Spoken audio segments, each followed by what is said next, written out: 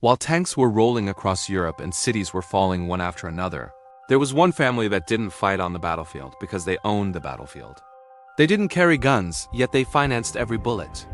They didn't declare war, yet they decided who would win it. This is not a myth. It's the untold story of the Rothschild family during World War II. How could one family secretly fund both sides of the deadliest war in human history? Stay with me till the end, because what you about to hear will change the way you see world history forever. Before we begin, hit subscribe, turn on the notification bell, and join the Human Archive, where every week we uncover the truths buried beneath history's surface. Long before the war erupted, the Rothschilds had already built a financial empire stretching from London to Paris, from Vienna to New York. Their influence went far beyond banking. They financed governments themselves.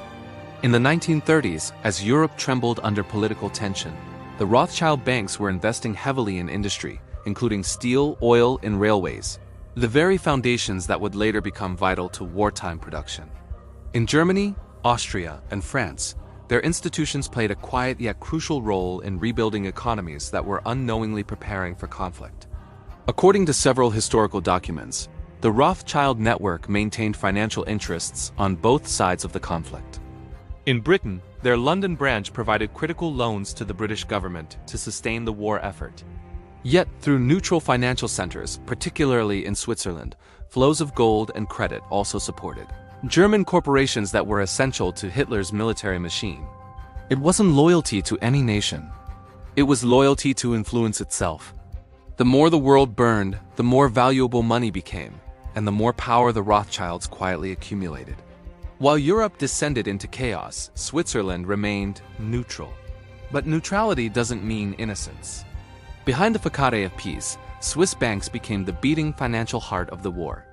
Gold from looted territories, industrial profits, and war reparations all passed through Zurich and Geneva, often managed through banking institutions, linked to old Rothschild networks. Officially, they were private transactions. In reality, they formed an invisible web of influence, allowing money to flow freely, even as nations were at war. Scene 4. The Gold Trail, 630 to 830. The Rothschilds had long been associated with gold trading, and during the 1940s, that reputation took on a darker shade. Gold reserves were being moved across borders, melted, rebranded, and stored in Swiss vaults. Many historians argue that these transfers, often through neutral intermediaries, were essential to keep wartime economies alive. But the question remains, who truly profited? The answer lies in the post-war landscape, where, once again, the Rothschild banks emerged untouched, while the rest of Europe lay in ruins. When the war finally ended in 1945, many nations were bankrupt, but not the financiers. The Rothschilds re-emerged as architects of post-war recovery, advising new governments, reshaping currencies, and rebuilding the very economies that had just been destroyed. Some say they simply survived. Others believe they engineered survival itself.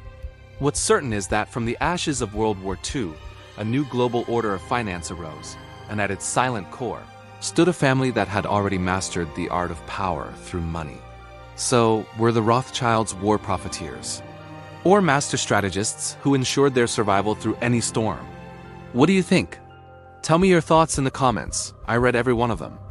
And if you want to dive deeper into the hidden forces that shaped our modern world, make sure to subscribe and turn on notifications, because this is only the beginning.